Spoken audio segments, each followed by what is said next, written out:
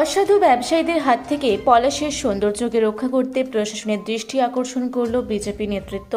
সারা পুরুলিয়া জেলা জুড়ে বিভিন্ন সংগঠনের উদ্যোগে পালিত হল পলাশ উৎসব। রঘুনাথপুর ২ নম্বর ব্লক এবং পাড়া বিধানসভা এলাকা জুড়ে বিভিন্ন জায়গায় কিছু অসাধু ব্যক্তি পলাশ গাছ কেটে নষ্ট করে দিচ্ছে বলেও অভিযোগ উঠেছে। প্রাকৃতিক সৌন্দর্য নষ্ট যাতে না হয় সেই জন্য পুলিশ প্রশাসন এবং সরকার উভয়কেই এই সৌন্দর্য যাতে রক্ষা পায় সেই জন্য দৃষ্টি আকর্ষণ করল পুরুলিয়া জেলা বিজেপির নেতৃত্ব।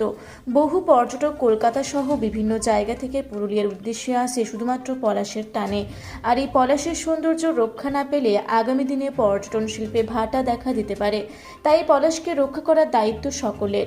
অসাধু ব্যবসায়ীদের কাছ থেকে পলাশকে রক্ষা করতে প্রশাসনের দৃষ্টি আকর্ষণ করল বিজেপি নেতৃত্বরা।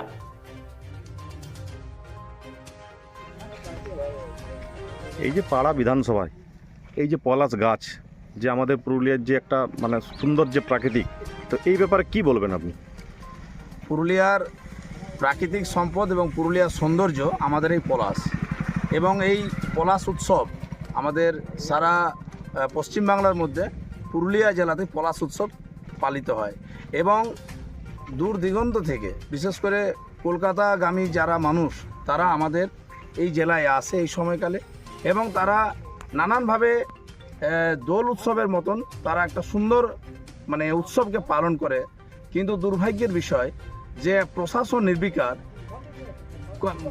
প্রায় প্রতিদিন কোনো দালাল চক্রের দ্বারা আমাদের এই যে পলাশ গাছগুলোকে ধ্বংস করে দেওয়া হচ্ছে। কেউ কেটে নিয়ে চলে যাচ্ছে, কেউ বা কম দামে সেগুলোকে বিক্রি করে দিচ্ছে।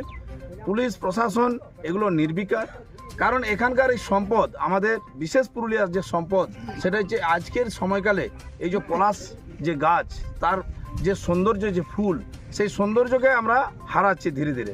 আমাদের এই প্রাকৃতিক সম্পদকে যাতে বজায় থাকে এবং এই প্রাকৃতিক সম্পদকে যাতে আরও সুন্দরভাবে রক্ষণাবেক্ষণ করা যায়, সৃজনশীল করা যায়, একটা প্রাকৃতিক সম্পদ গড়ে তোলা যায়, তার দিকে প্রশাসনকে নজর দিতে বলবো। এবং প্রশাসন যাতে করে এই যারা কাটছে গাছ, বৃক্ষরোপণ না করে যারা বৃক্ষকে ছেদন করছে এবং বৃক্ষ নষ্ট করছে, বন সৃজন করছে না অথচ বন সৃজনকে নষ্ট করছে, আমি বলবো তাদেরকে উপযুক্ত শাস্তি প্রদান করুক।